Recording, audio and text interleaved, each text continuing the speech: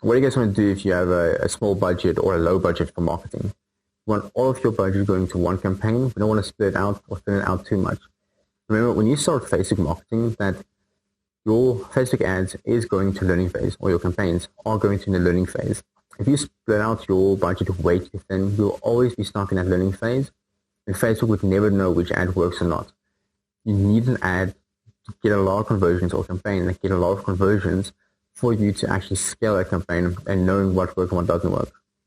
So we would do, for example, the low budget, meaning if you have something below like 30,000 a month, if you spend 100 a day or even 1,000 a day, this will work exactly for you.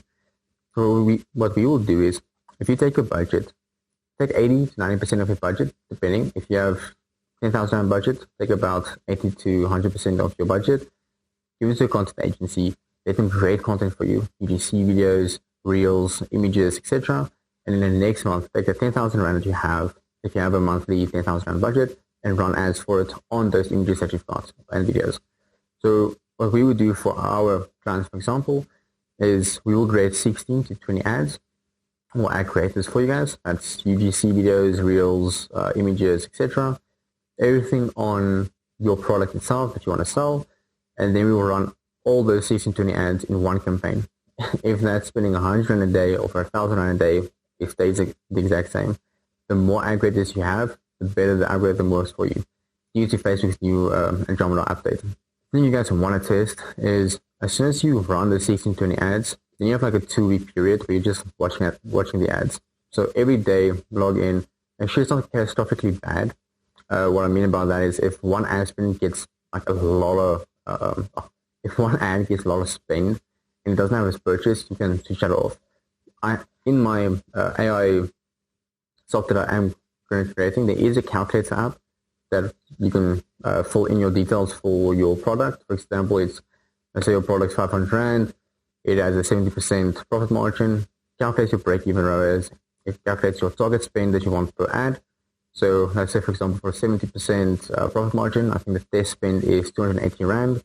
So if your ad is on 280 Rand of zero purchases, you know that test spend is finished, then switch it off. If it has like 3 or 4 purchases, look at the ROAS, then you get your scale threshold.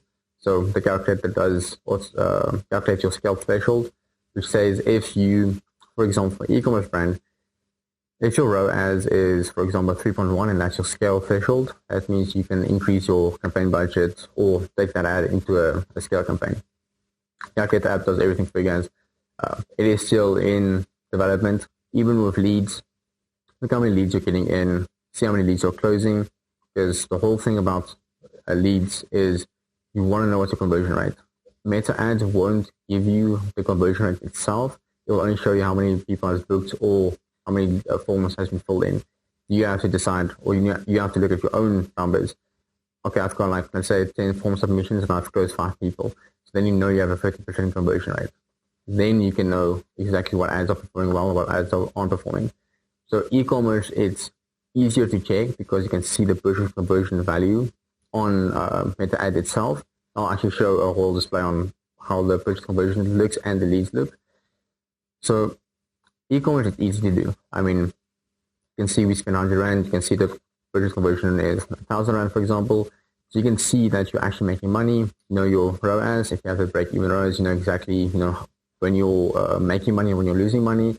And you can just increase the budget on a weekly basis because you can actually see the conversion value. Leads is a lot more difficult to see because you need to be more integrated with the with your clients, or if you're the one running lead ads, you just need to know that when you get in leads, for example, someone filled out your form, you need to know how many of those you've converted. So that's a bit more extra work, I would say, or just a way of testing or looking at it. Because as soon as you have 100 leads, for example, if you close 50% of them, or close 50 clients, then you know your conversion rate is 50%.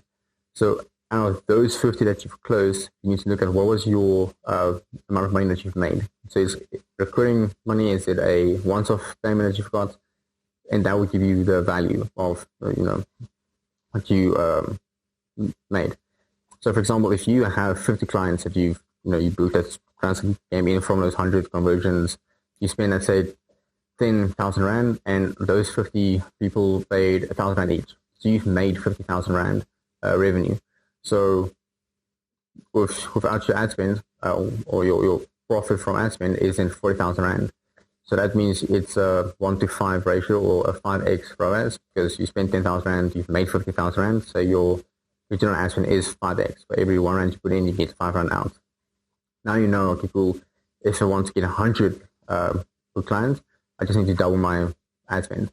It's that simple. Just leads. You just need to have that extra barrier to look at how many conversions can I get from those 100 leads, or from those leads, and then what was the conversion values of all of those clients.